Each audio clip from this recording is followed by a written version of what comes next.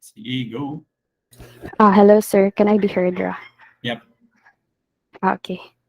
So, good afternoon, everyone. Today, I will be reporting regarding the urban issues of Cordova. So, so we have here below, this is the map of Cordova. Cordova, a small municipality with an area of 17.15 kilometers square, is composed mostly with an estimation of about 60% residential areas, and other are for commercial spaces and bits of mangrove zones. The municipality is located in the Mactan Island near the center east coast of the province of Cebu. Also, there has been a small bridge adjoining to Lapu-Lapu.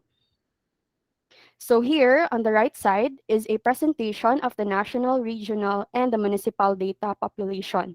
So from the national population data, there is an increase of about 101 million people over the course of 117 years. So that's from 1903 up to 2020. For the province of Cebu, a positive growth rate of 2.6%, an increase of 386,403 people was added from 2015 census up to 2020 census, and there is an increase of about 1.6 million people over the course of 30 years, and that's from 1990 up until 2020. Next, we have is the Municipality of Cordova population data. So it shows here a positive growth from the years 1903 to 2020 with an increase of 65,280 people over the course of 117 years and an increase of 48,264 people from 1990 to 2020. So here, because of its advantageous location and its proximity to the Mactan, Cebu International Airport, and the highly urbanized cities of Metro Cebu and the municipality of Cordova is moving toward urbanization. So the Philippine Statistics Authority classified only 3 barangays, which are considered as urbanized. We have here the Barangay Poblacion at the center, Barangay Gabi here, and Barangay Ibabaw. So from the data, Barangays Ibabaw, Poblacion, and Bangbang are among the 3 barangays having large population, showing about 14.49%, 14.40%, and 9.28% of Cordova's population, respectively, as of 2020. Here is the political map of Cordova on the version 2010. So unfortunately, I couldn't find any updated version of this. I have identified some physical issues regarding ecological issue due to improper waste disposal around the Pilipug and San Miguel barangay, and also on the Roro part of Buagsong. We also have a fish waste thrown into bodies of water as a physical issue.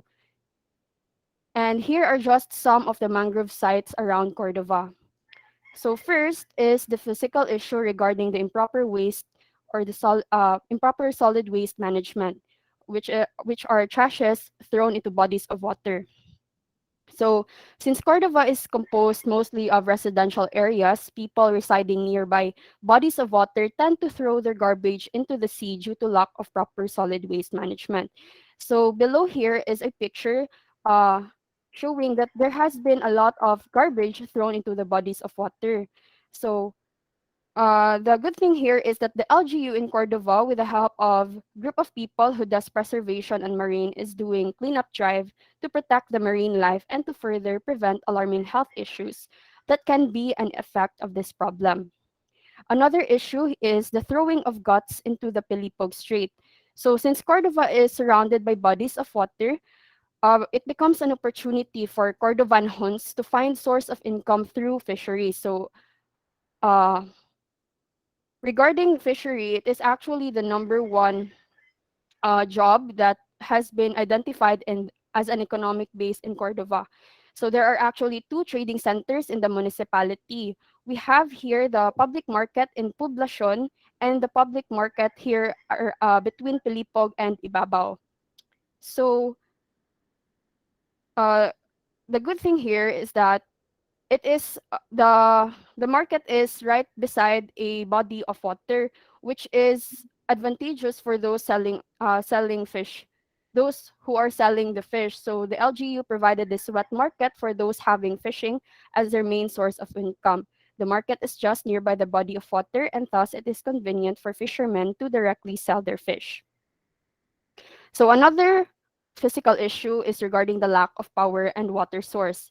So it in specifically it is for the Hilutungan, the problem of Barangay Hilutungan. So actually Barangay Hilutungan is just recently accepted as one of the barangays of Cordova, and it is separated from the mainland of Cordova, which is why they experience difficulty of access for water source and power source. So we have here on the right side is a picture showing, I actually got this from the blog spot of architect Troy Elizaga. So he showed here that there has been catch basins around Barangay Hilutungan for them to catch the rainwater and use it for potable water. And also we have here some deep wells showing that it is one of sources that they could get their non-potable water. The sad thing about this, it couldn't be used as potable water because as you can see in the map, Hilutungan is surrounded by bodies of water, so which is why the water that they got here are salty. So another is uh the lack of drainage systems in some areas. So here specifically, this is from the Barangay Poblacion, and as I've mentioned a while ago, Barangay Poblacion has one of the greatest population in the municipality of Cordova. And this is much alarming because since the lack of drainage system, it can be it can cause a mild flooding. And it is alarming because there are a lot of people actually living in Barangay Poblacion. Another is a socio-economic issue.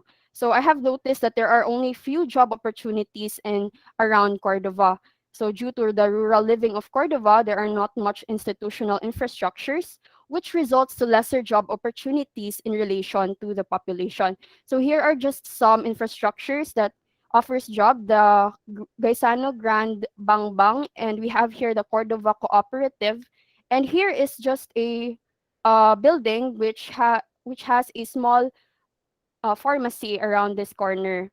So the strength regarding this is that the construction of the CCLEX will bring future job opportunities to the Cordovan Huns. And if not, this is still a great opportunity to be closer to the city to find income. So when CCLEX is fully operating, there might be more businesses to be built, which will help generate income to the local.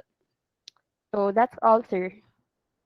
Okay, very good. I also just want to highlight that the bridge will not only bring Cordova Hanons closer to the city, but also vice versa. Oh, yes. For example, imagine a situation where we'll construct a new buildings at Cordova.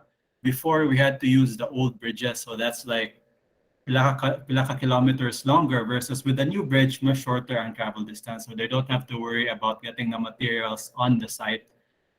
It'll be like cut siguro by, I'm being optimistic, maybe like half the travel time. So that's another like benefit of the third bridge.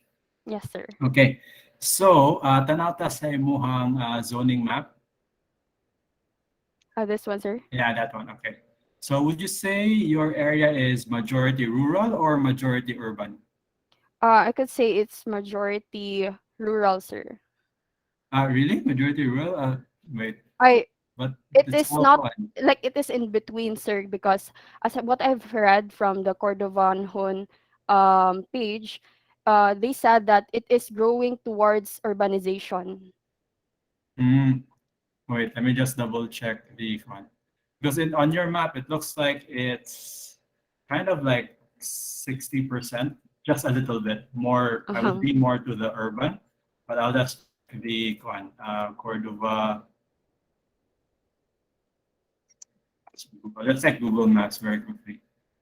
We're also counting the open space inside subdivisions. If it's inside a subdivision, that's already built up. That's no longer kanang what do you call this, green field or like technically mhm. open space because it's now being kanang used as a residential area. So what I mean by greenfield, there's really kanang no one there. Okay. So, okay. So I guess, could you, are you using AutoCAD or like a CAD software to draw? This one, sir? Yeah. No. Koan ra, sir. I use One na PPT lang. lang to trace some Yeah. areas with Okay. kanang So, residential. it does look almost 50-50, just looking at it, no? Mm-mm. Hmm. Blue is institutional, forest and mangroves. Okay. I guess I can be won over to majority rural. Well, I'm kay major developments, no?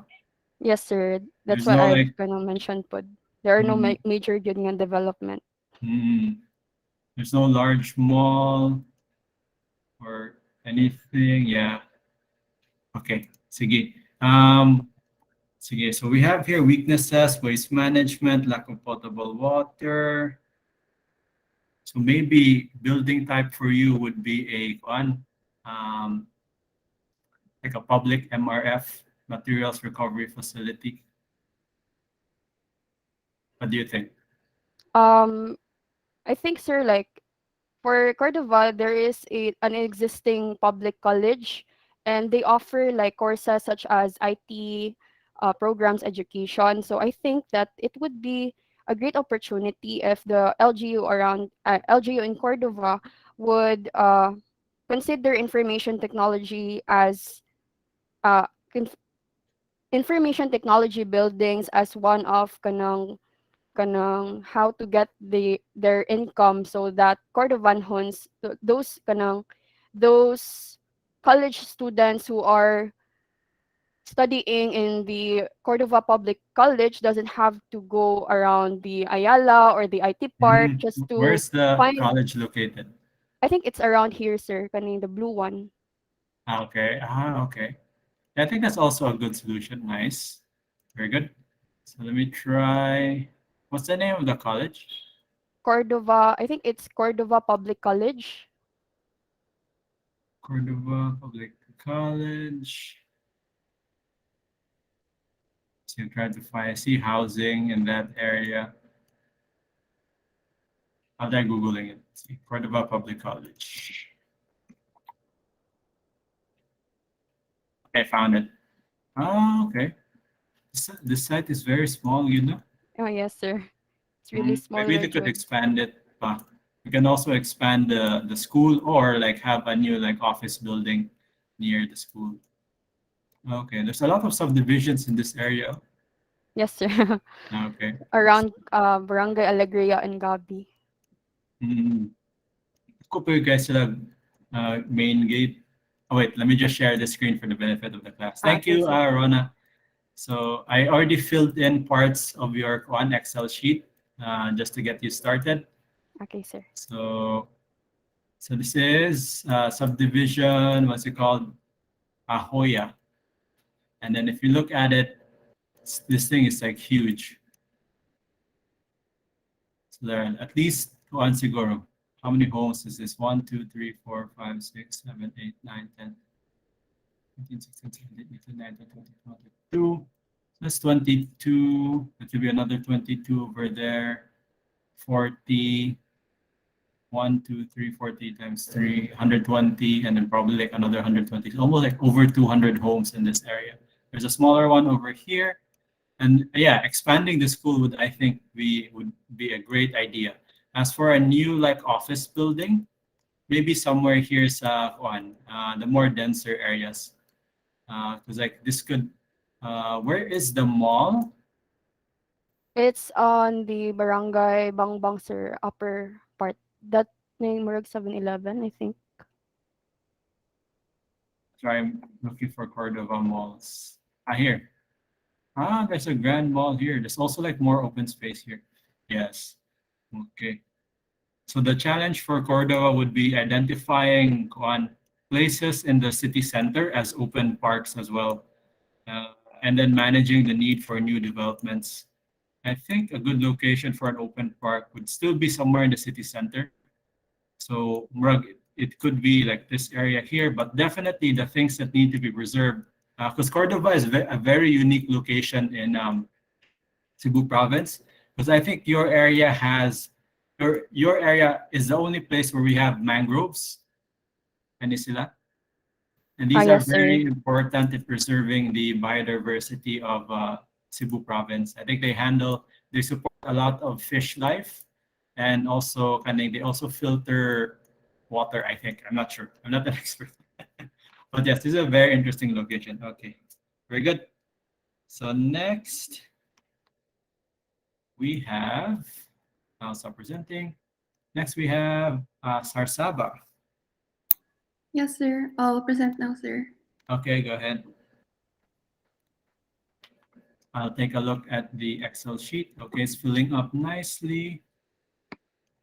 Oh, don't forget to wrap the text. Don't worry, I'll just fix the formatting. I come into the uh, Excel sheet to like fix the formatting.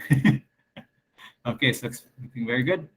Thank you for this. And then as a reward, I'll like analyze your places for it and we'll look at some patterns that emerge. Okay, go ahead. General Santos City. So, good morning. Today I will be presenting about the urban issues of Barangay San Isidro, which is found in General Santos City, which is found in the province of South Cotabato, and the province of South Cotabato belongs to Region 12, also called SOCSAR-GEN. So, SOCSAR-GEN actually is an acronym for South Cotabato, for SOC, C for Cotabato, SK for Sultan Kudarat, SAR for Sarangani, and GEN for Gensan. Actually, I put in the additional information that as of this moment, Gensan belongs to the province of South Cotabato. However, there has been a movement to make Gensan another province of Region 12. So, for the population data, as you can see here, it is similar in that all are increasing. This is because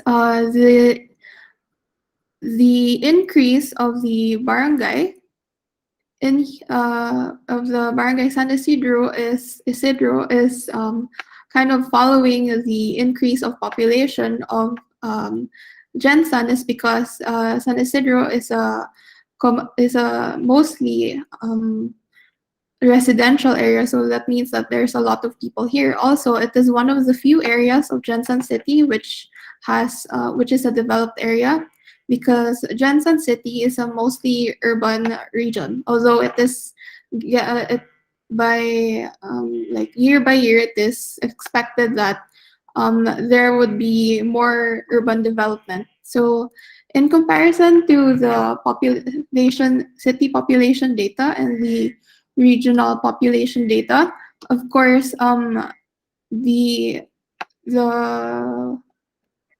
population of the city still affects the trend of the regional population data, although it is not as clear as comparing the city and the barangay population, because the regional population data also takes into account all the other cities that belong in South Cotabato. Although it is worth mentioning that all the other cities that belong in South Cotabato is not as urbanized as General Santos City.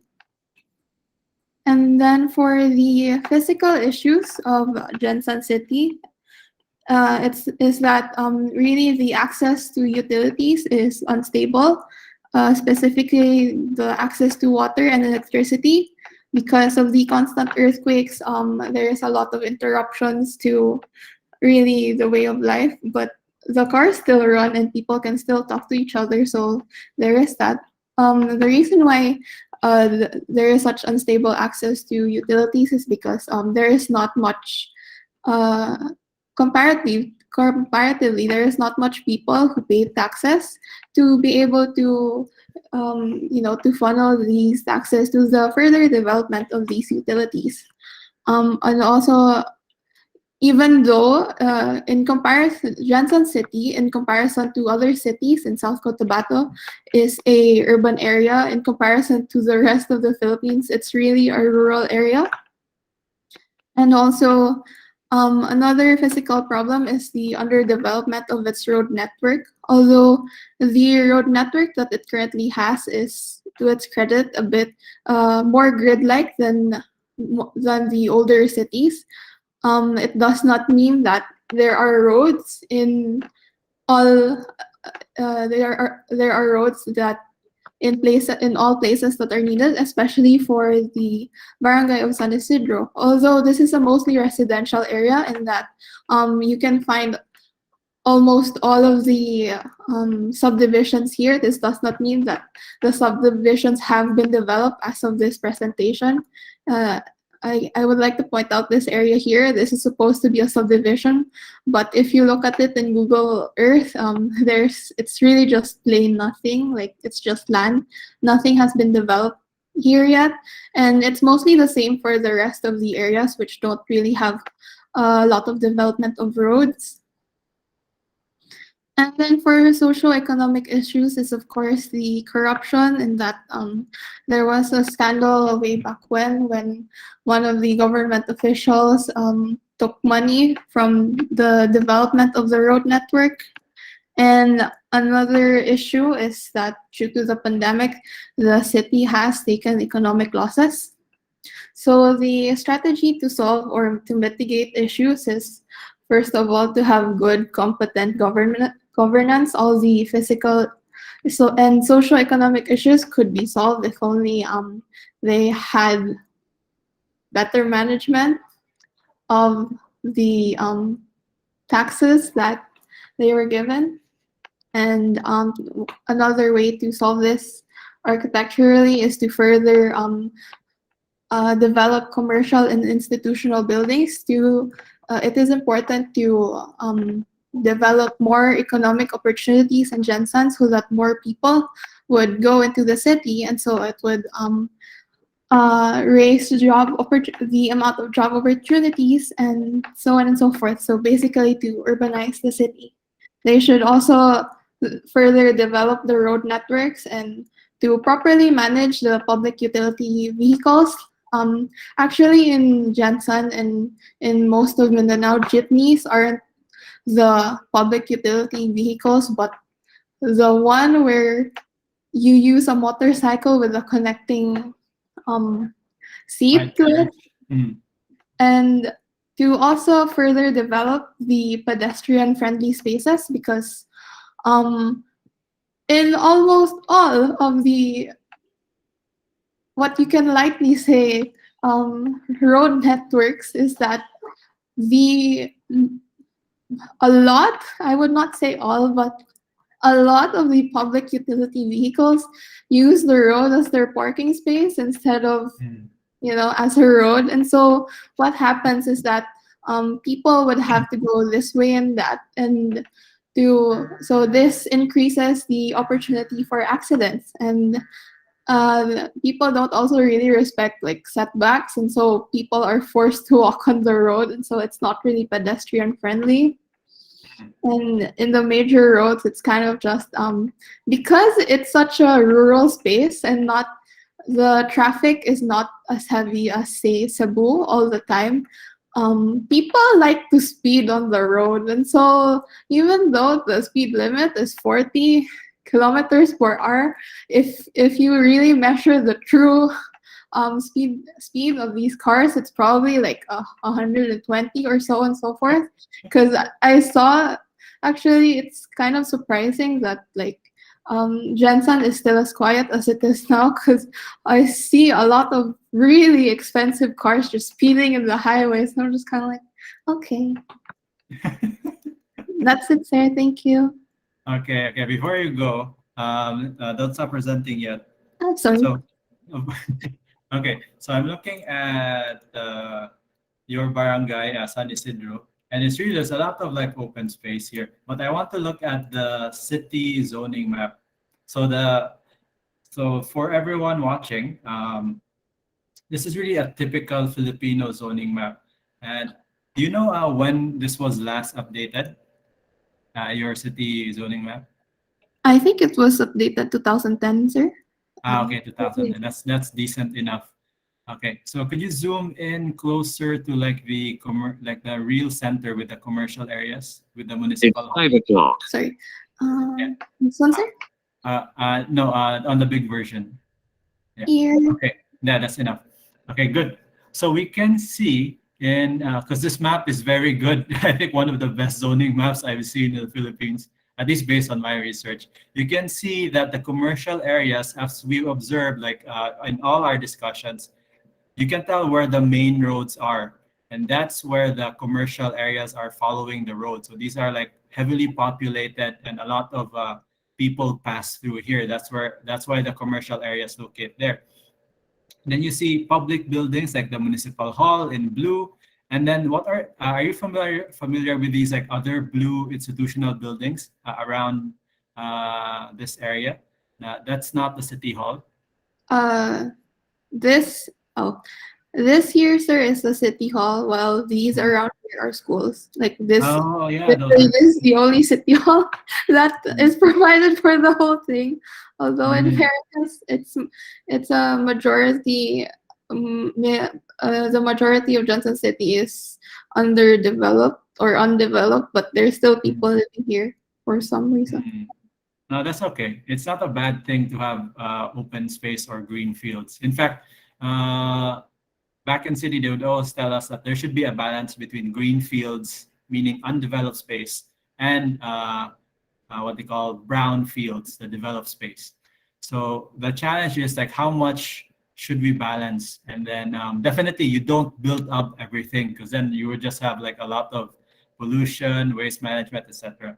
Are you Also, familiar with, so these are yeah, more general questions. What are these industrial areas here? the The the purple. red one, the purple. Mm. Where is the purple? I don't really know these areas, sir, because Okay. actually, I just in addition to me saying that like the city hall is only found here and it's not really accessible to the rest of the Johnson City is because well we are in Mindanao and well there have been issues with other political groups and there have been rumors that they are hiding here, so Oh that's why no. we heard that we aren't really allowed to go anywhere that isn't here. Ah, I mean, okay, okay, so there's like some. then there's a really big possibility that you can't come back. Oh my gosh. Okay, okay. Okay, good enough. That's yeah, I wouldn't want you to put yourself in danger. Okay, let's talk about your barangay lastly, because it's a very good map. So is there a barangay hall in San Isidro? No, sir. No barangay hall? Oh, okay. Nope. Uh, hmm. Then what are these blue specks? These are either churches or research buildings or Mm. schools.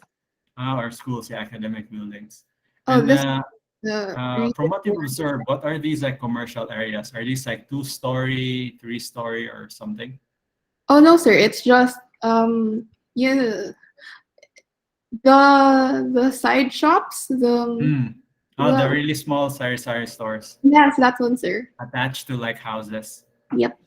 Ah, okay, okay, okay. Very good.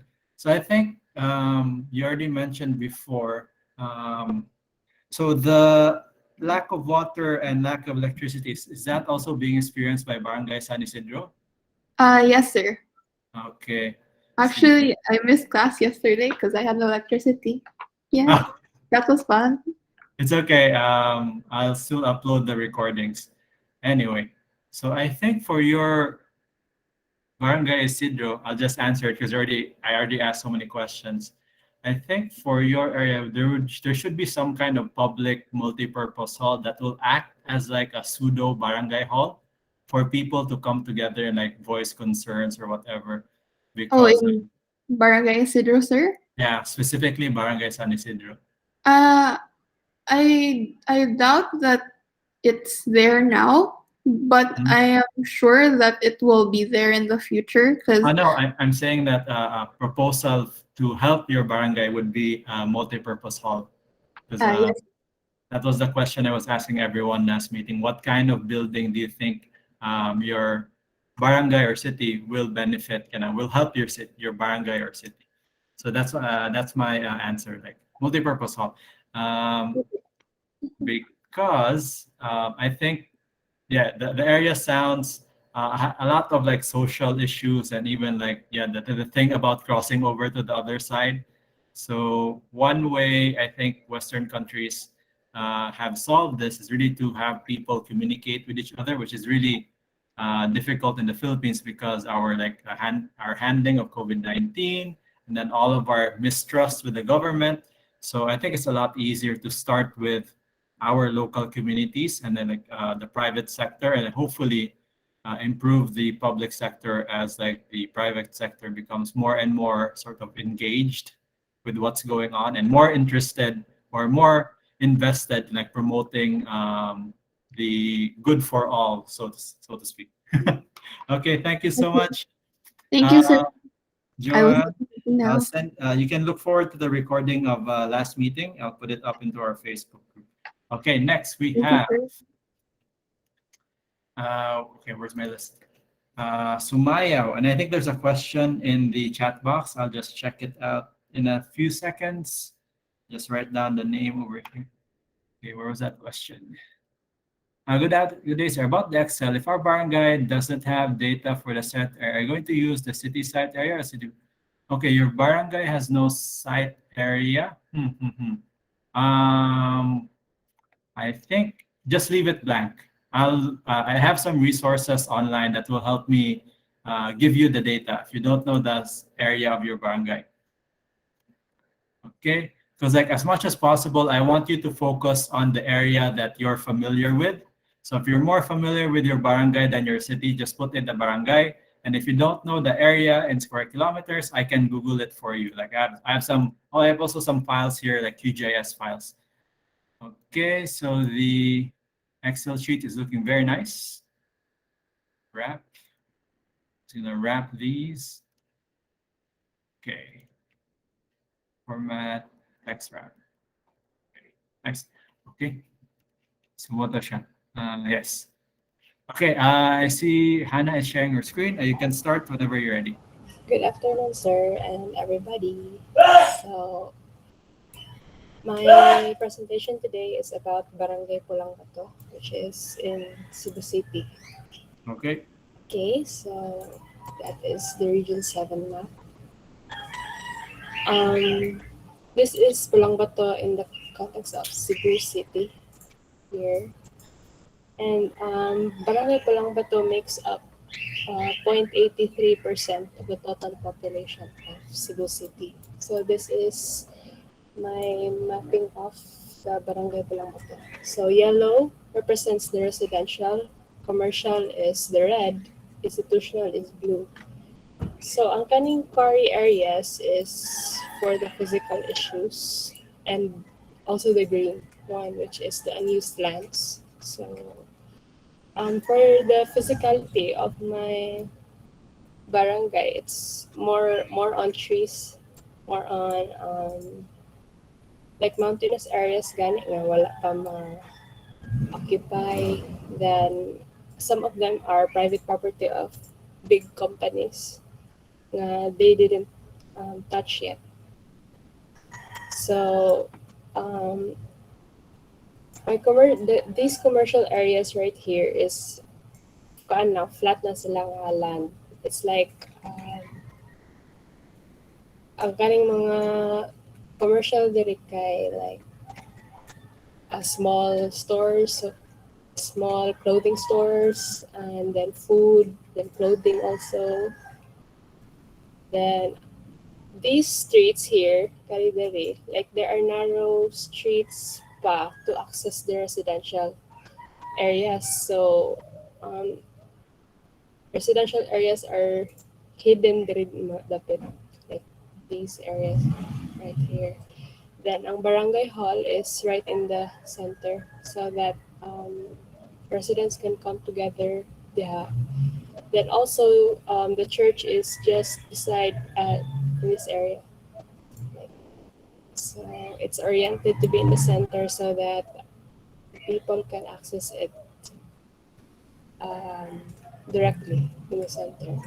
So for the socio-economic issues, um, there is a mga roads there is very narrow. Then ang mga development karon is like widening lang and stuff. Then there are also broken pavements because of poor drainage systems. Yeah, and there's also an increase of crime rate noon before pandemic because these areas right here, Caridere, it's like it's a drug dance. Got it? Like you could hear police sirens going like Padondere, then there. Then, also, before dead bodies were found here, the Pita, mostly My on gosh. the residential. Yeah.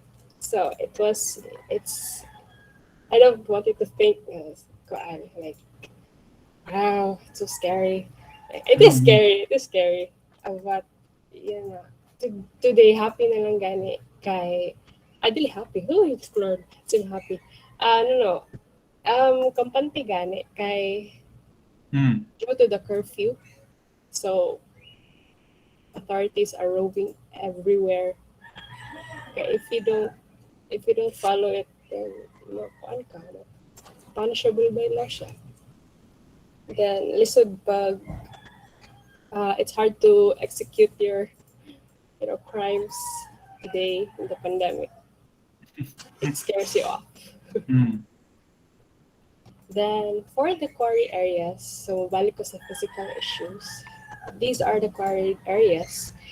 Kani siya na land dire, like that. It's pa-up na. So pataas na siya. Mm. So favorite siya sa mga land companies and mga other companies nga like i-excavate the right.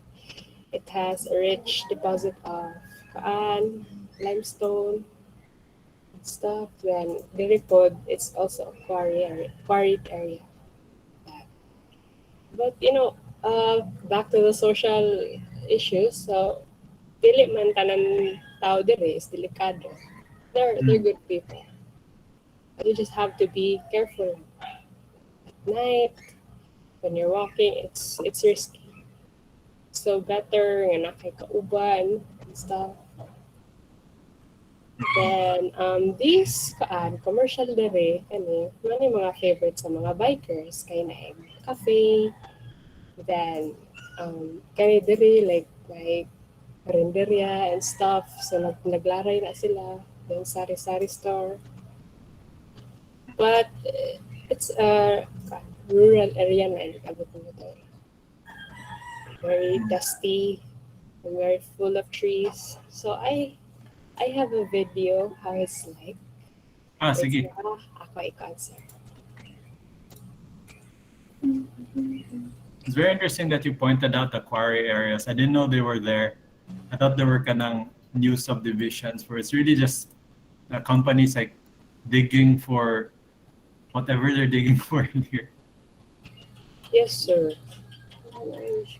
I think it will be kanang, if they're quarrying limestone, it will be used for like fill. So kanang construction bitaw. Yes, sir. Yeah. They can man og construction. Kuan nila sir like kuan sila og for aggregates. Then hollow blocks. Kana sir. So mao ni siya sir. Kani. That's the road gani. Then it has ang yan drainage system kay wala ni kayo nag-work. So ang tapad ani is the gym. So as you can see, surrounded siya by trees. Like hangin diri, bugnaw kaayo. That's the sari-sari stores na naglaray. And there's a bridge there para makakross ka sa isa ka sitio. Okay. So, then, I like that, sir. That's a gym. Okay. Then, kani siya, sir. Kani siya. Mao siya ang quarried nga kuan area right there. Akalangit cut. So, kana mga bato and stuff. Ilang gikuha. Ano siya, sir? Okay, very good. Very good. One question. Na ba yung landslide sa inyong area or dili kayo? Kuan, sir. Like, in small amounts, kaya siya mga hinahinay siya ka-deteriorate. May maalis sa dalan. Then, we have to clean it up. Dili siya. Like, kung dili mo take action, sir, mo like, mudako nila siya. Whatever. Pero wala, nothing similar to what happened katong usa to ka student from Busay. No, sir. Wala ra. Okay. So I think I'm just looking at the 3D. More or less the slope should be the same. But I think maybe the soil is stronger. Busay is really more kanang hilly compared to Pulangbato. Okay. So based on your like weaknesses like flooding and like the kanang crime rate and all those other things, what do you think is a good building type to construct in your barangay that will help like sort of solve these not really solve all the problems but like make it a little bit better?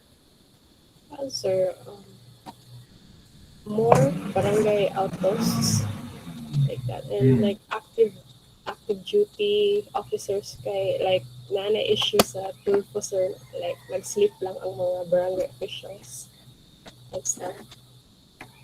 And that's all. Nag-sleep lang ang mga barangay official.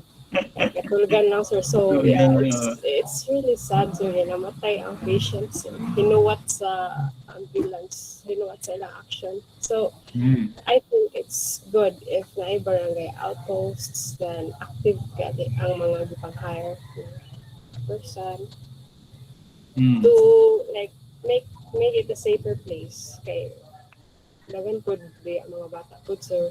Dagan-dagan, then like, late na mauli. It's dangerous. Then second is that kanang cancer, like more na kanang medical clinics nga clinics. Clinics, basically small health facilities. Yes, sir.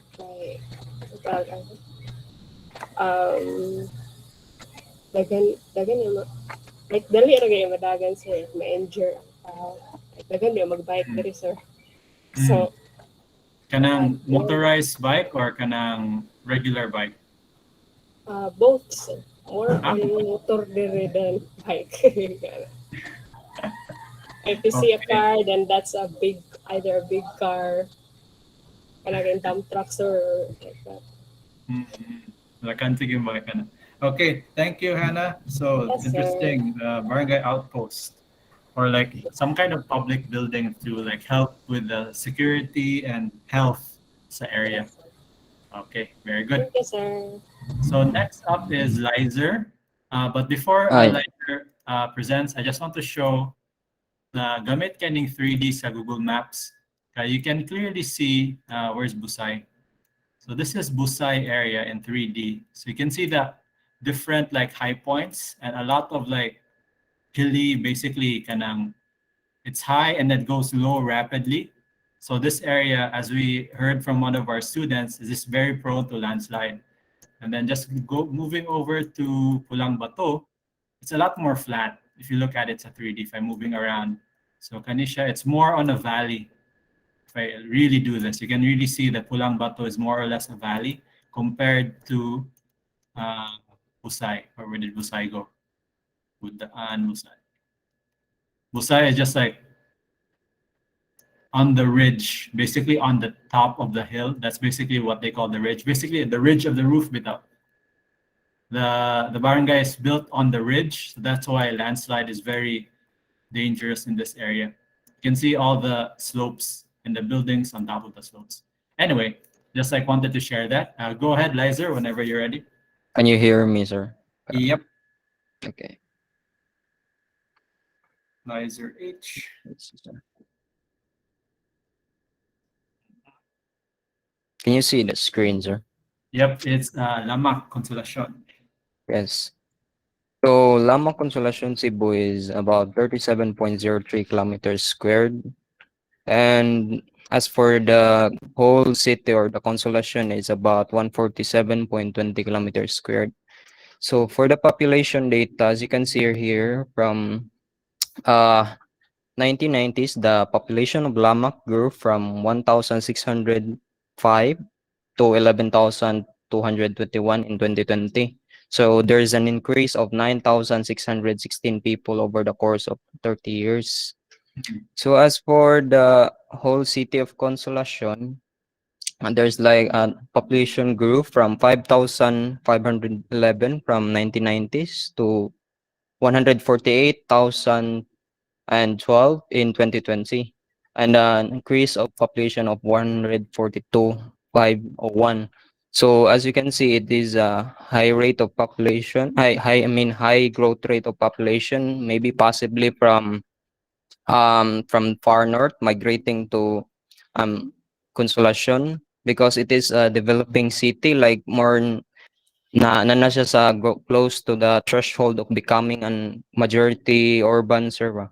So uh as for the issues for Barangay Lamac, it's common issues. It's traffic congestions and flooding. Like there's not enough space for parking, and one of the main reason is that since it is still a developing city, there's not much of opportunities. If you really wanna go for professional opportunities, there's not much like in here. There's only malls and abundant numbers of schools from different barangays, and also there's flooding right at the like skinas or by going to the main road because there's not a proper sewage system. There's already an existing sewage system sa Consolations, or like they dug out under the sidewalks and they place concrete hollow cylinders as a tube, sir, in order to make it the main sewage flow. Like and in the skinas, or like they just made like a sewage drain going to the space right here. There's a space right here, green space, where in maybe they only use this as a draining sir, as a draining site. As a result, sir, when an occurrence of a heavy rain, there's not much water. Not much space for the water to go through, sir. And as for the strengths of the Consolacion, not just for Lamac, but as for the Consolacion, is there's a lot of green space, as you can see in the map. Wait, just a bit. Right here, the residential structures are more focused right here in this area, like on below area, and up above is more like more on mountainous stuff and a few retail space. Like there's a famous restaurant here that people wanna go. Yeah, right there. And this is just and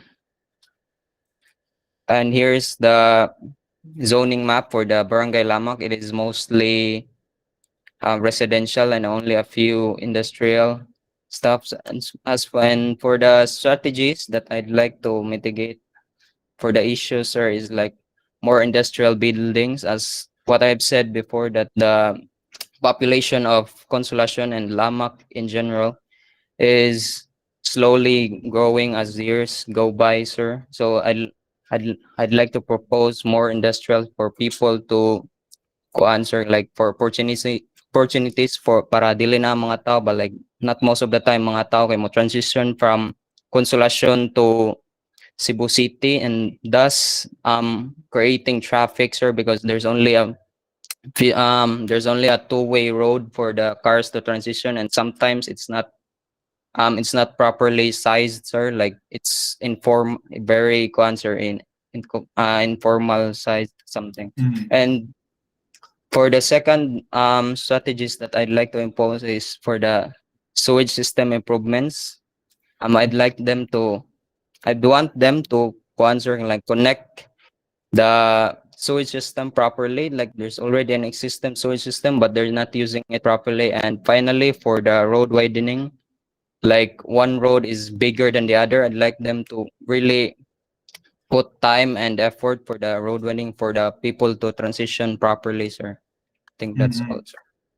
See, very good. So before you stop sharing, so just to be clear for everyone, when you say industrial buildings, you mean like factories where people can work, not the. Yes, sir. In not only industrial but also maybe commercial and those other stuff that people can gain opportunities, sir. So they won't have to go or they won't have to go from other cities in order to get Mhm. those opportunities, sir.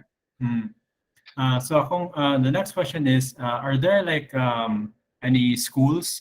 What kinds of Uh, schools are there sa Consolacion? sa Consolacion, sir, I've only been familiar of one. It's only a public school, but and for the elementary and high school, sir, there's about an abundant amount, sir. Like every barangay, there's a high school there named after it, like that, sir. Mhm. Like for the Tayud, there's an elementary school for the Tayud and also high school, and like Mm. that, sir.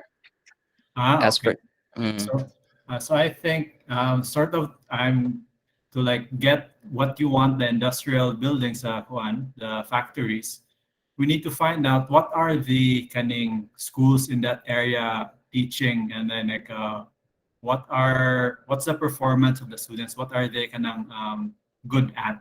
And then when we find that out, not mm, really, you don't have to do it in this sem, pro. If you want to pursue like thesis in your area, so this is just okay, like sir. my suggestion. Find out what the people from Consolacion are, find out what they're good at, and then you can propose what kind of facility so they can do what they're good at. Could be like, it doesn't have to be like college level stuff. It could be even like tradesman work. So it could be like, I don't know, creating certain goods. Like, I think there's one big, what do you call this, basket weaving factory sa Mandaue. I'm not Yes, sure sir. if it's still there, or maybe something like that. So the next step, na you have identified the different issues. The next step would be to see like what are the, I don't know what to call the people from Consolacion, so I'll just call them the Consolacion people. What are they good at? And then that will facilitate or like help you figure out what kind of industrial building you'll need. And then sewage system, that's not really so much architecture. That's more like what do you call this? Urban regional planning. The government has to deal with that, but that will definitely be needed, not just in Consolacion, but the whole Cebu province. Sewage treatment and wastewater management, like Tibuk, Cebu province, and Philippines need that yet. Okay. As of now, sir, from what I have gone about the performance in school, sir, Hmm. since my mother is a teacher in elementary, sir, as of now, I Hmm. think the student, it's not very promising, sir, because of the pandemic. Hmm. Like, there's a certain situation ba, a certain family with answer nga, like, yung mama na lang yung gipatrabaho kay lazy, niya, something, No, sir. muna. Very, Problema na to karon. So, yes, sir.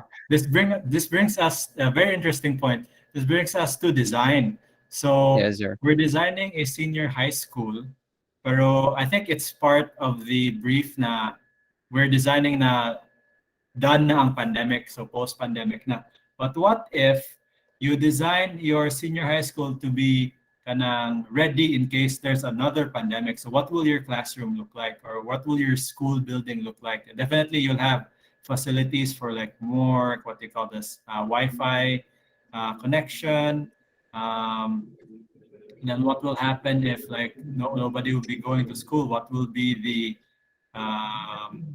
system in place for that? So you could build like an area in your senior high school, like an IT area, whatever, support to support the one in case na napoy lain pandemic. For hopefully wala na.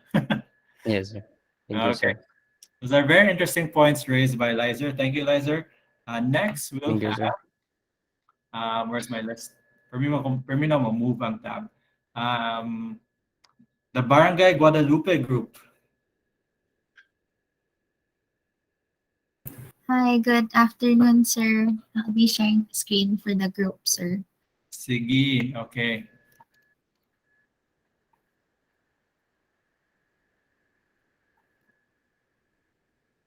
Okay. There. I'll just do the presenter. Sige. Oh yeah, I'll ask who are the members again? I know I wrote it down somewhere. Um, Aris, Bernal, and Okay. Oy, sir. Over here. This one here. Aris, Bernal, and Uy. Okay, got it. Okay. So I'll start. This is the first page of our zoning profile. So we'll be presenting the profile and urban issues in Barangay Guadalupe. So a brief history lang, like super brief history about the barangay. During the Spanish period, when the Spaniards like Miguel Lopez de Legazpi landed in Cebu, the natives in the area, like in Basak San Nicolas, in that like port area, had to like evacuate the area and go to higher places, and one of those is the barangay. So even before, there were already many settlements, like native settlements in the barangay. So it is located in a very highly urbanized portion in Cebu City, which is, as you can see, obviously it's in Cebu, the province of Cebu over here, and then we blow it up a little bit, and then that's where the barangay is located. So it's really in, it's not like in the outskirts of the city, but it's really inside the city. So this is the how the barangay looks like as a map. And as of 2020, it is the largest barangay in terms of population size. So looking at the map, at the zoning map, you see that there it is majority residential and green spaces. So these green spaces are already of higher elevation, so like mountain hills and mountainous regions in the barangay. So comparing the population of the province, the city, and the barangay at the bottom. So for the province and the city, you can see that the growth rate is sort of constant, or like the slope is the same, more or less the same, compared to the Barangay Guadalupe growth in population. So it's like more like zigzaggy. So you can see here from 1990 to 2020. At 2020, the barangay is at 70,000 people. And in this yellow graph, you can see the growth rate. So you can see how in 2010, the growth rate skyrocketed to about 8.78%. And then there was also a negative growth rate in 2000, around negative 0.8. And then the most recent is around almost 3% growth rate. So that's with the population of the barangay. So more on the household information, most of the people living in the barangay are from age 20 to 24, with about like 6.8 thousand. So that's around 9% of the like less, like somewhere there. And then with the least population is around 75 to 79 years old. And it's also important to note that a ratio of 45 of the barangay is the youth dependency ratio, which means the youth that are not part of the labor force. So that's 45. And the old age dependency, so the old people of old age that are not in the labor force, around 7.54. And then that the median age is 24. So just like the rest of Cebu City, the water source is MCWD, or Metropolitan Cebu Water District, and the power source is from Visayas Electric, which is also known as VECO. So the physical issues, it will be helpful to take note of the symbols that we used here for the physical issues, which is traffic congestion, flooding, poor waste management, and for socioeconomic, it's overcrowding and COVID-19 pandemic. These symbols will be used in the next few pages. So although most of these issues in general are attributed by the huge population size, although this huge population size would mean that commercial businesses the strengths of this huge population would mean that commercial businesses will have a good market, or that there is more accessibility because there are more like roads and connections in the city. There are also a lot of threats to having that high population. And I want to pass on the mic to my next group mate, which is Christian Aris, to present the physical issues of the barangay. Okay, go. Good afternoon, sir. I'll be talking about the physical issues of Barangay Guadalupe. So first up, we have traffic congestion. So Barangay Guadalupe has been plagued with traffic issues for a while now, mainly due to the sudden surge of the barangay's population, while the barangay's transportation systems was not designed for the number of the population the barangay has today. So as we can see on the map, the symbols are usually in the main road. The reason for that is like all the residents in the area use the main road to go to work, to school, and to go to the downtown area. So the problem with that is this main road is only for 2 lanes, and with the number of population, it really wouldn't work. Like congestion would really happen. And so another reason for the congestion is random jeepneys just stop anywhere they want to stop. And when jeepneys stop, the traffic also congests. That's another reason for the traffic here. So a solution we came up with is designated jeepney stops or bus stops. Because there are areas here in Barangay Guadalupe which have sufficient space for that, but it would need like budgeting and another problem for the officials. Another issue is flooding. So the flooding in Guadalupe, after researching about the issue, is that the people of the barangay are blaming the development of subdivisions, like the one you mentioned before, sir, like the Monterazas. Yeah.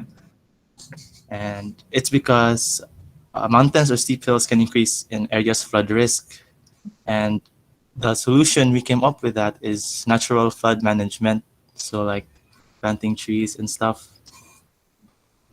The last issue of the barangay is poor waste management.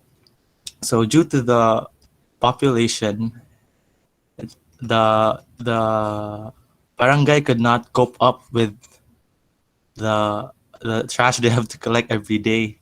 And that's another problem. As you can see in the map, there's too many roads going in like the residential areas, and the people who collect the trash aren't enough to get in there.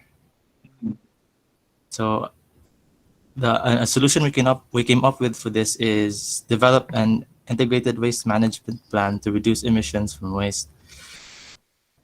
And that's all about the physical issues, sir. Now, Okay, before you go, I just want everyone to see this. Could you zoom into that car being drowned? Yeah, I just want the class to see that image. Yeah, zoom in like there. Where did you find this image? Rappler na? Sir, I found this on a YouTube video. Grabe, no? Asa ka na siya dapitas? Yes, sir. This is in Guadalajara or Guadalupe Heights, sir. It's very frequent ang flood there. Over here, sir. Near there. Okay. Yeah. And also, like another point, it should be the developers of those subdivisions who build in their or improve their rainwater catchments or detention ponds, or like their sewage systems. Okay, they're the ones who built there, so they have the responsibility to build properly. And then it's up for like us, the students, the teachers, the academe, the public, to remind them, and the government now, they need to do that. Okay, kisa may suffer kundi kita. Sir, they talk about that, the officials with the developers, but as of now, I don't think anything's happening. Okay, so we just want to get a line choice. We just need to remind them that it's not happening and it needs to happen. That's one of the challenges of Philippines. We don't have that awareness and political will. Anyway, nakikita mo sir sa Guadalupe, move on to the next.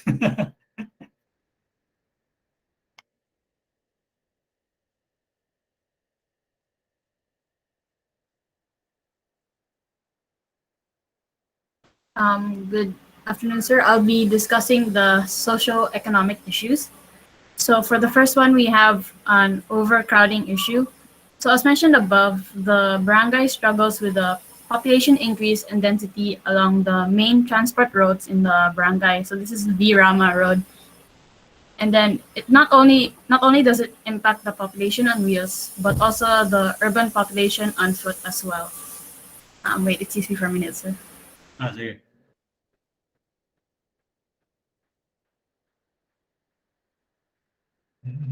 Sorry, they're like vacuuming or cleaning the hallway. Okay na, wala ko dun. Okay. So we observed along the main road of Virama going like towards the church. The sidewalks are like sort of they've been occupied by like street vendors and market vendors, especially along the intersection between Virama and our Duterte Street. And then these sidewalks among they're already like very narrow. And then given that they're also partially occupied, it sort of causes an inconvenience to the pedestrians. And then they have also a tendency to like walk along the carriageway instead. And then there's also like street parking, which also contributes to a constricted foot traffic flow.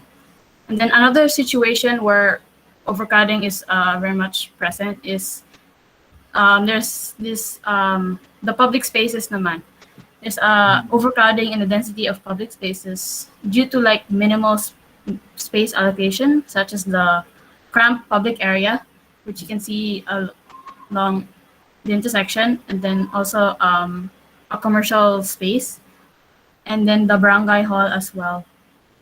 And then the barangay hall loses their front yards and open spaces to parking, which like in turn public congregation spaces become cramped with. And then with the outbreak naman of the pandemic, it is like without a doubt a critical condition for the public, which will be further tackled in the next issue. I've stated naman the disadvantages of overcrowding or overpopulation, but overpopulation has also an advantage because overpopulation means there's an increase in human resources, which in turn lead to like a higher demand in the industry, which can help the economic development. But an increase in human resources doesn't mean like there's more job opportunities. It just means there are more people willing to work for less. So our solution to the situation with regards to like the sidewalks is we design wider sidewalks for safety and ease of pedestrian flow, and then we can also integrate barriers like planting strips to like sort of separate or draw a line between the vehicles and the pedestrians.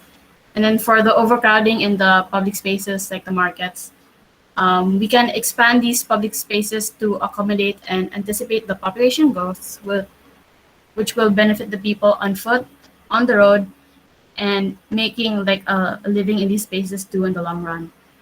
We also like propose like relocation projects, which will also help clear the sidewalks and open spaces that can like foster a better and healthier environment.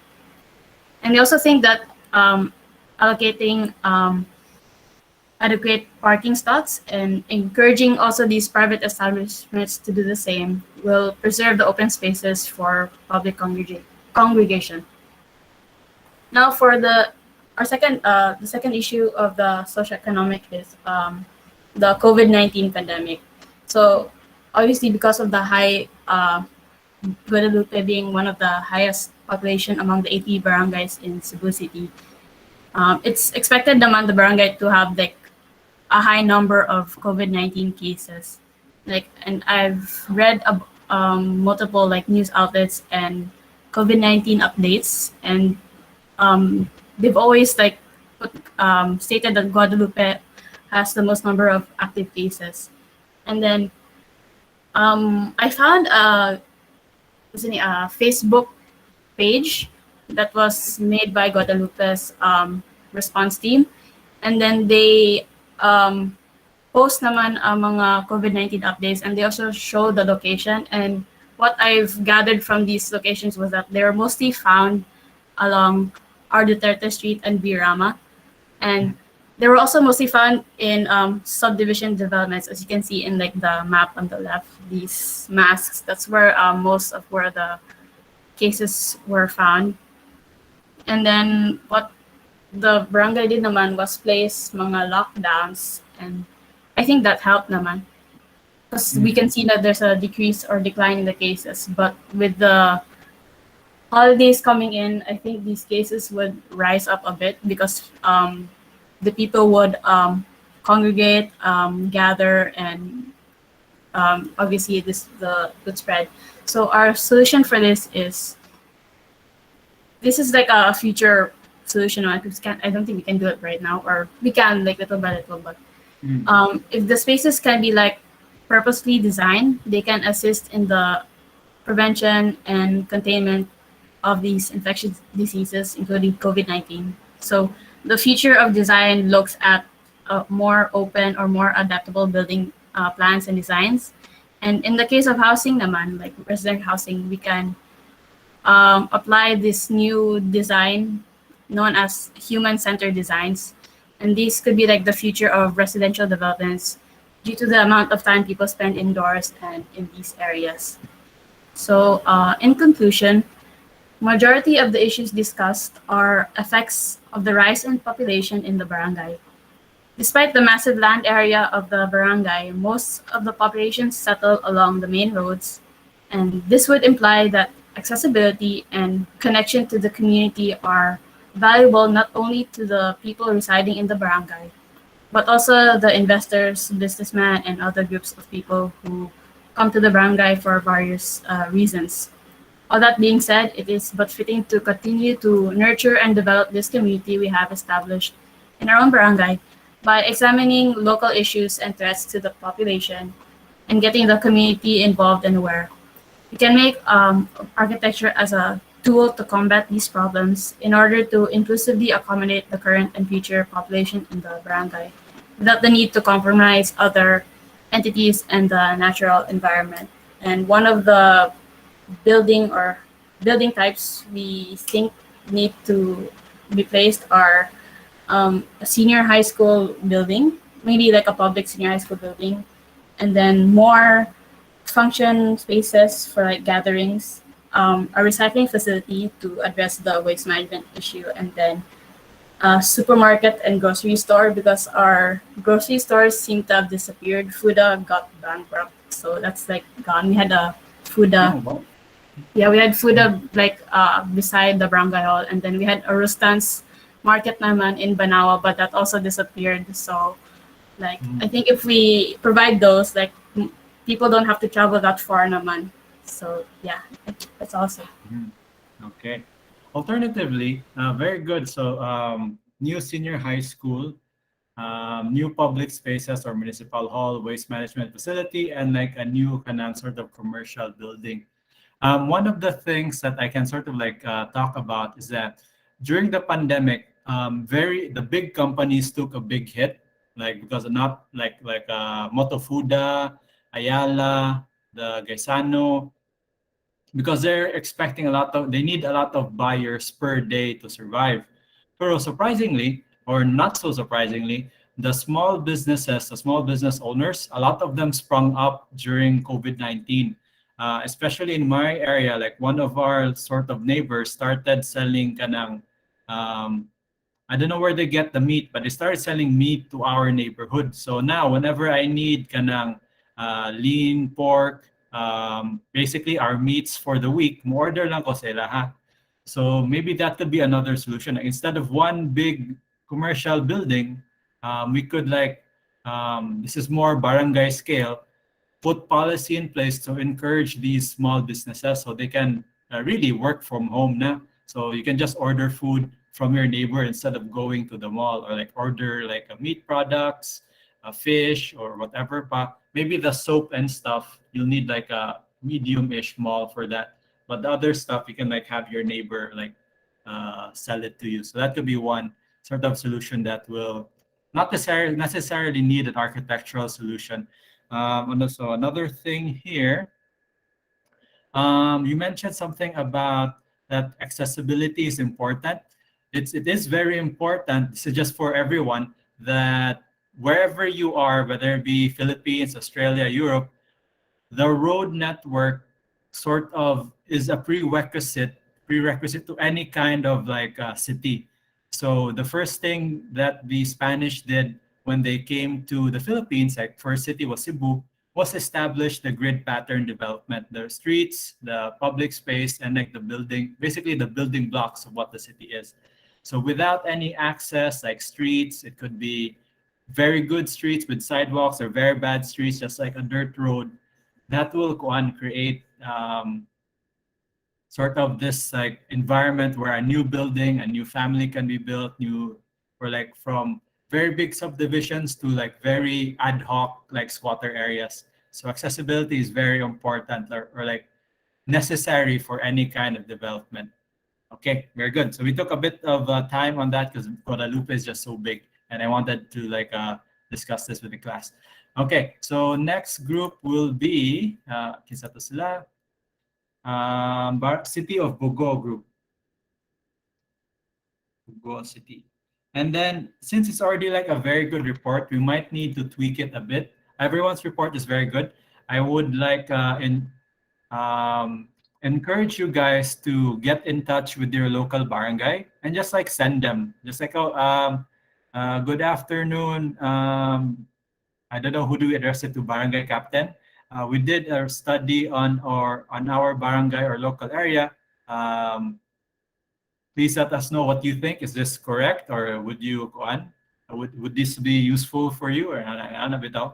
So I'm still like thinking how to do that. Do we need like a memorandum or something, or can we just like give like unsolicited advice to our local communities, which I think should be something the academe should do more. Even if they don't listen to us, we just send it to them, or they have like something to look at. City of Bogo, are you here? Hello, sir. Sige. Barangay Tisa, pa, sir. Oh, did I skip? Oops. Sige, Barangay Tisa, go ahead. Oh yeah, I missed. Sige, sir. I will share my screen, sir. Thank you, sir. Barangay Tisa. So my estimates are a bit off. Ako na lang gitangtang ang 10-minute break because like there's just like so much to discuss. Anyway, when you're done reporting, or like if it's not yet your turn to report, you can just leave the meeting and then come back later. Okay, I see Barangay Tisa. Go ahead. Okay, sige, sir. Okay. So our barangay is Barangay Tisa for Carson Go, Christian Ray Ong, and Trisha Po.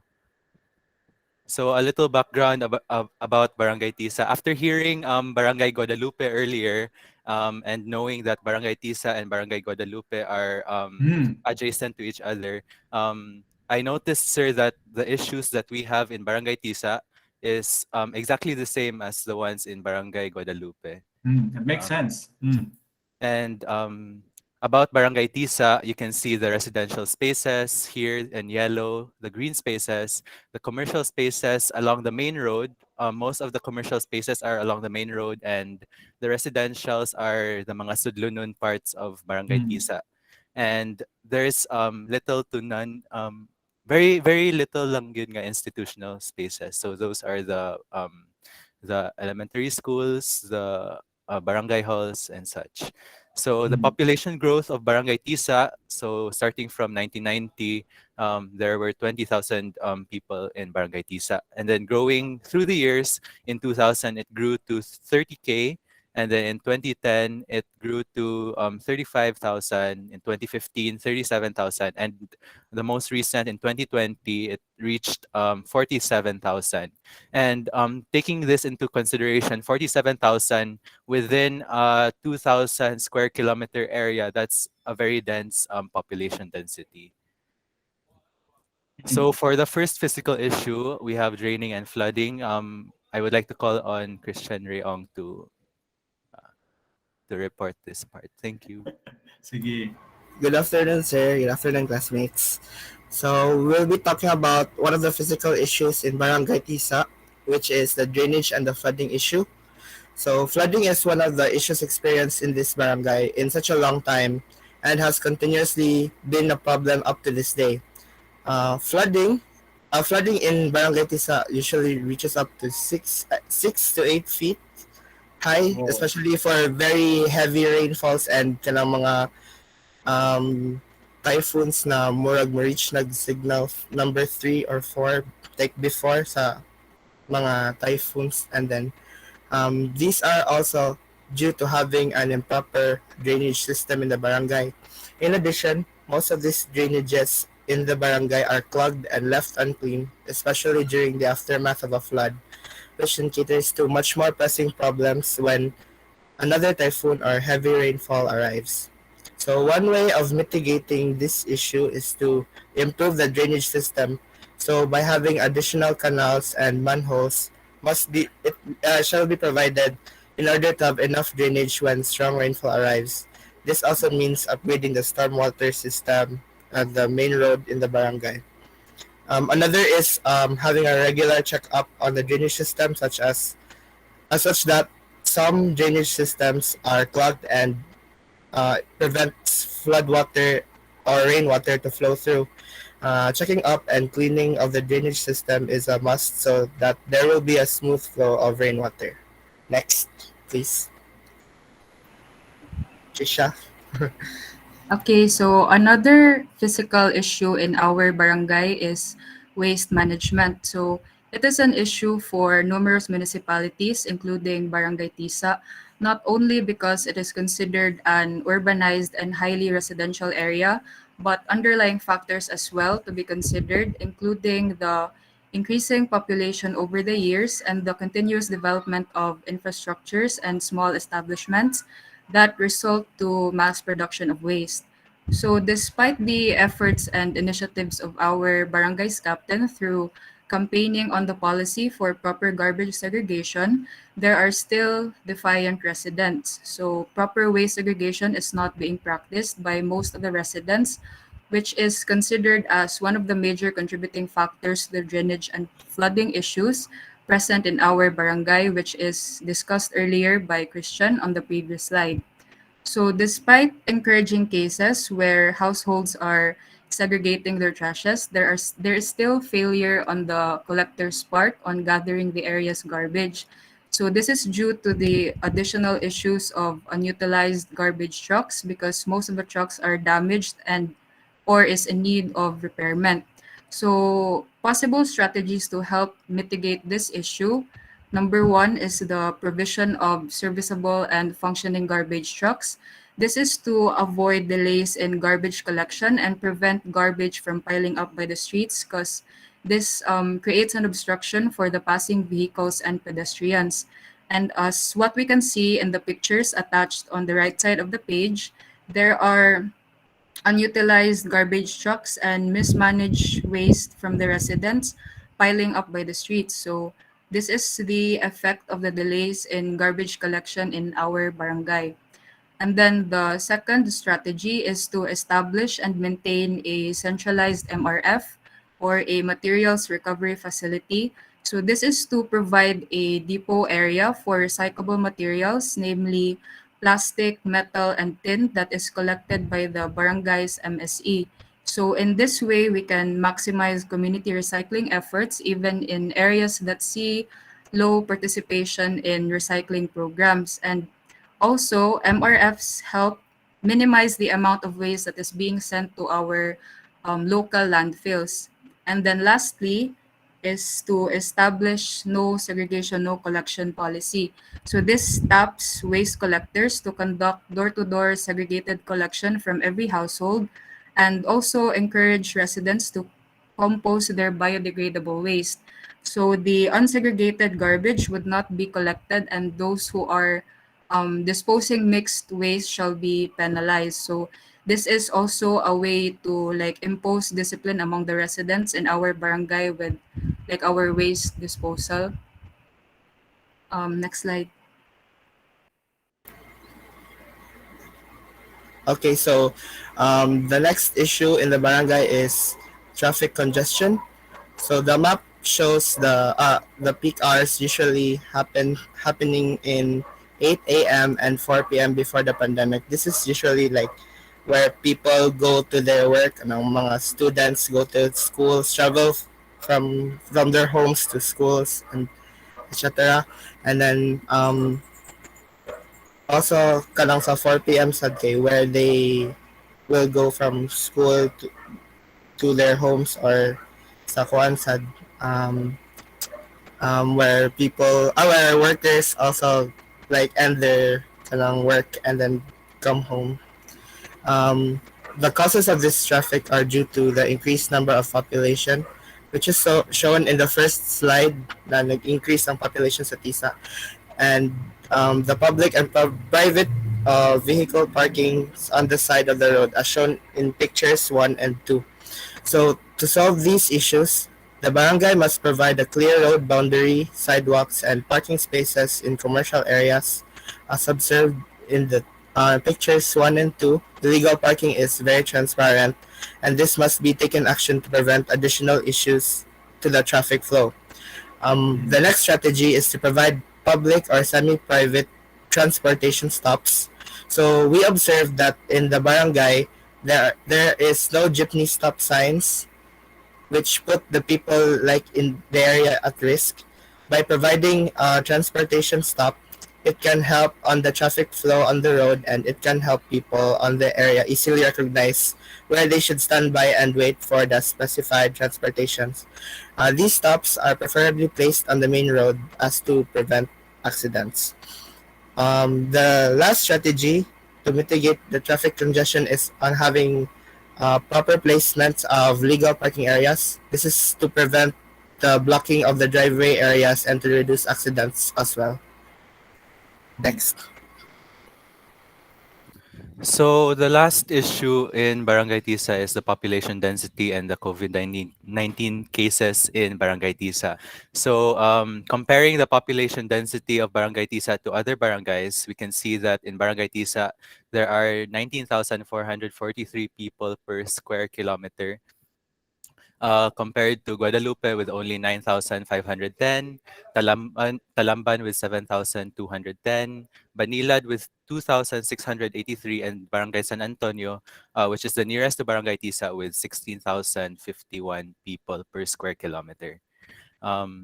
This population density is one of the reasons why there is a rapid spread of SARS-CoV-2 virus around the area, which ultimately caused the increase of COVID-19 cases in Barangay Tisa. So if Barangay Guadalupe, with its overpopulation, has the most number of cases in COVID-19, Barangay Tisa closely follows Barangay Guadalupe. So bale, top 2 ang Barangay Tisa. So strategies to mitigate or prevent the issue of population density and COVID-19 cases in Barangay Tisa. First, is the unabrupt transitioning for the relocation of families living in informal settlements. So in Barangay Tisa, this is actually starting already. So some people formerly living in informal settlements, okay, they've been transferred already to proper housing that are also in Barangay Tisa. So next, providing proper housing units and communities distributed among the families to avoid overcrowding. So in the lowlands of Barangay Tisa, those places in the lowlands are where the families are cramped. So it would be better if the families spread out to the higher places in Barangay Tisa or the empty spaces, so that the population density will also decrease in Barangay Tisa. So that leads us to the third strategy, which is the utilization of the highland areas in Barangay Tisa. So as I said earlier, it would be better siguro if the families will move towards the higher areas, so that there will be less cramped spaces for residential areas in the lower areas. So that is all for Barangay Tisas. Okay, very good. So just leave it there. I'm going through your submission here on Canvas. Let's hear. So waste flooding, waste management, drainage system, So flooding is really a very big issue that one building cannot solve. It has to be done with the local community or the local government. Waste management is something that can be like mitigated architecturally. Just make sure maybe we can have like some proper like I think some houses can have their own sort of what do you call this? Like not really a waste facility, but maybe we could increase the kanang or maybe require houses to have like some kind of waste holding area so they can hold like more trash. So traffic, these are very good points. And again, traffic is I think a regional or even like yeah, I think it can only be solved like on the regional scale. But for the local government scale, these strategies would work. Providing clear road boundaries, proper public swimming for transports, proper basements, and of course, when you construct a building, better good, I think, maybe next sem, whatever the building code requirement is, we'll just increase it more. Like maybe if we can, like by 20% or maybe 25%. Double if makaya. For lisod na kayo double, lisod na kayo sa atong mga lots. And then very interesting point here, population density. This is what I'm trying to like observe, like in all the different barangays and cities, that Guadalupe, being the most populous barangay, is actually not the most dense. So meaning the people are not stuck together, like not living like so close to each other, bitaw, compared to Tisa and even San Antonio. I don't know where San Antonio is. So more likely there will be more COVID-19 cases in these areas with higher density because people are forced to live together closely and they can't do social distancing. So ang sort of recourse for that is really just to give them as much access to like masks, sanitation, soap, alcohol, tanan. So as long as mag-wash kag hands, magsulog kag mask, face shield, definitely mas gamay yun imong risk to get infected. And of course, vaccinations. Okay, but going back architecturally, I think one of the issues that architecture can solve very easily is this housing problem. So similar to what we discussed before, if you have proper housing, more space for the people, and of course, like more space to social distance. So I think that is pretty much all I wanted to say for this. And again, I just thank you for that, Carson and Po and Ong, Trisha, and I forgot Ong's first name. Thank you, I'll sir. just share very quickly. Yes, sir. Christian. Yes, Christian Oh, and yes. Carson. Okay. Please fill in. Wala si Borromeo because I think he's having like family, like some problems at home. Katakes, Celosios, Delphin, Galion. I think because they already reported last meeting, they're not here. Gonzaga, Hore, yeah, they reported so the people who reported last meeting are not here. So maybe I'll just ask them to do this on Monday. Surilia, Sumayao, please fill this in, and Uvalius. Okay. And then just looking at the graph over here. So green is kanang not so dense, and red is very dense. So you can see here some densities at 14,000 persons per kilometer squared. You see, this is Talisay, very dense. And not so dense, we have, I think, namali ang quandaries. Just be sure na your site area is kilometers square, because this seems like a lot smaller. This is now, let me zoom in, zoom. That's over here. It's only 9.49 persons per kilometer square. I think this is a bit off ang site area sa Guadalupe. Maybe double check that. Kaya lahi man diri sa kay Ila Carson, it's maybe that's per thousand, or maybe you just like missed a couple of zeros. Anyway, so I think these areas here with a very high density, if their site areas are correct, this will be more at risk, and these areas will need more more housing developments. So to reduce the densities, let's see here, 11,000 in Subang Lako, and areas like that. So Lamac, density is not just a problem. Tisa is green. Yeah, maybe there's something wrong. Double check lang daw in your areas of total population. Maybe this is like barangay and you're reporting the one. But in the over here, it's like thousands good ang density per kilometer square. And then here it's 19 lang. I think nakuha nga ng 0 somewhere. Kilometer square. Yeah, maybe double check that one. Maybe you're using hectares or something. Okay, double check lang. Okay. So maybe you have enough for like 2 or 3 groups. So definitely Bugo, Kio, Talisay can be reported today. Liluan and Banilad, you'll have to be moved to Monday. So I really want to discuss like all of the issues very clearly, because these are, I think for me, for this class specifically, it's very important.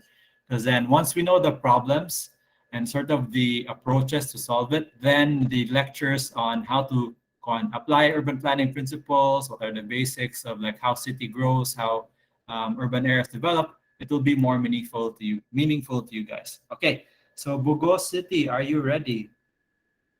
Yes, sir. Good evening. Good evening. Sige, go ahead, share your screen. I forgot to divide the video. Oh well, this will be one long. I think I'll just stop recording and record again.